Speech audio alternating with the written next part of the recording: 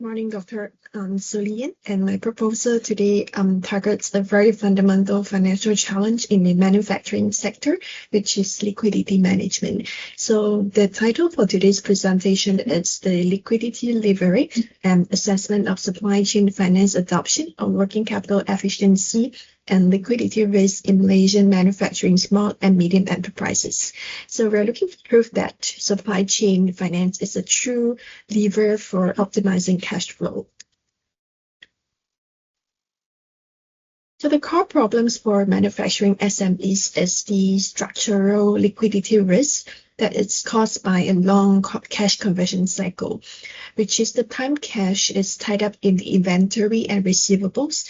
This forces the companies to breach a significant funding gap with very expensive and high-risk capital or external fundings. So the fundamental research problems for this today's presentation is that we are lack of the econometric proof within Malaysia to quantify how supply chain finance adoption directly and reliably shortens the cash conversion cycle and reduce the liquidity risk for these crucial SMEs.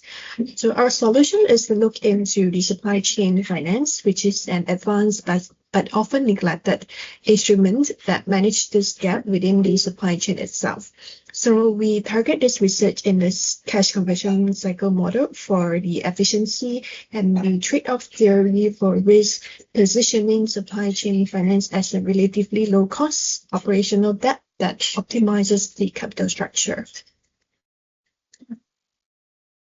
So our objective is to evaluate the effect of the supply chain finance adoption on working capital management, efficiency, and liquidity risk metrics among the manufacturing SMEs in Malaysia. Our specific objectives are designed to be very precise and measurable. The objective one tests the impact of supply chain finance on the cash conversion cycle. The objective two tests the impact of the supply chain finance on liquidity risk, which is measured by current ratio volatility. And critically, objective 3 and hypothesis 3 test whether the benefits of supply chain finance are magnified for these SMEs with better financial performance or profitability to ensure that our models actually captures the true complexity of capital management. And lastly, the last objective is to establish an economically sound model that can predict working capital management efficiency based on the supply chain finance adoption, controlling for firm size and industry.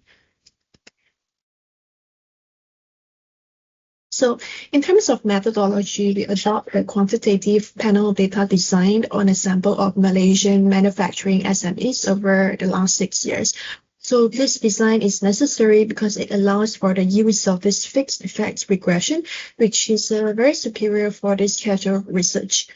This controls the unobserved firm-specific effects like the management quality that do not change over time, to ensure that the estimated effect of this supply chain finance adoption is truly isolated.